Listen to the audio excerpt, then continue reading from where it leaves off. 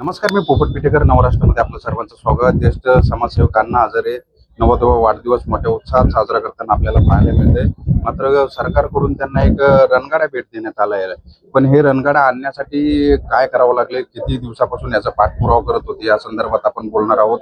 आपल्यासोबत सरपंच आहेत आणि मेजर आहेत. सर, देवीदास सर, काय सांगाल, कशा पद्धतीने तुम्ही याचा पाठपुरावा करत होते?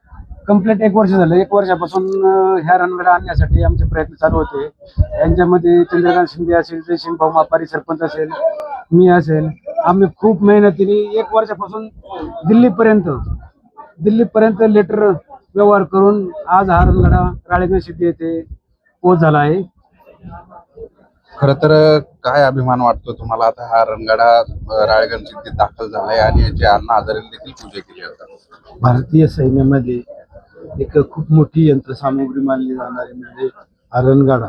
आणि अण्णाही सैन्यात होते आणि नंतर समाजसेवा करत गावाचा विकास करून देशसेवा त्यांनी सुरू केली. आणि देशसेवा करत असताना अण्णांनी पंचसूत्री पाळली. कुऱ्हाडबंदी, नसबंदी, नशाबंदी, चराईबंदी, आणि याच्यामुळं गाव आदर्श झालं. अशा गावाला पाहण्यासाठी देशातून, राज्यातून, अनेक ठिकाणून अनेक लोक इथं राळेगण सिद्धी गाव पाहण्यासाठी येतात. आणि जर हे रणगाडा पाहण्याचं एक आपल्या देशाचं भूषण आहे आणि ते गौरवाने त्यांनी छाती फुलते. म्हणून जी लोक येतील त्यांना सुद्धा याचा अभिमान वाटावा. आणि तशी अभिमानास्पद गोष्ट घडली की अण्णांना शासनाने रणगाडा दिला आणि त्याच्यात आम्हालाही खूप मोठा अभिमान आहे. अभिमानास्पद गोष्ट आहे, म्हणून आम्ही त्याचा सगळ्यांनी आनंदाने उत्सव साजरा केलेला आहे. खरं तर हा रणगाडा अण्णा हजारेंना गिफ्ट देण्यात आलंय, असं जेव्हा अण्णांना कळलं तेव्हा अण्णांची काय भूमिका होती आणि कशी? अण्णांचं एकच म्हणणं होतं की हा रणगाडा मला जरी भेट दिला असला तर माझ्याकडे येणारा देशभरातून, जगभरातून जो युथ नौजवान येतात तर त्यांना ही प्रेरणा भेटेल. मी ज्याप्रमाणे आयुष्य जगलं, ज्याप्रमाणे गाव घडवलं, देशाला प्रेरणा भेटली गावापासून, त्याचप्रमाणे हा युद्धामध्ये राहिलेला टँक आहे. हा ज्यावेळेस लोक पाहतील तर त्यांना एक देशाप्रती, समाजाप्रती देशसेवा करण्याची त्यांची जी प्रतिज्ञा आहे ती अजून अभिमानास्पद वाढेल. त्यांची इच्छा होईल देशसेवा करण्याची. हे त्यांची जबाब होते. खरं तर हा रणगाडा गिफ्ट देताना त्याची काय आणण्याची प्रोसिजर आहे? हा गिफ्ट जरी मिळाला असलं तरी त्याची प्रोसिजर तुम्ही जवळून बघितलेली आहे. तुम्हाला कशा पद्धतीने त्याची प्रोसिजर करावं लागली?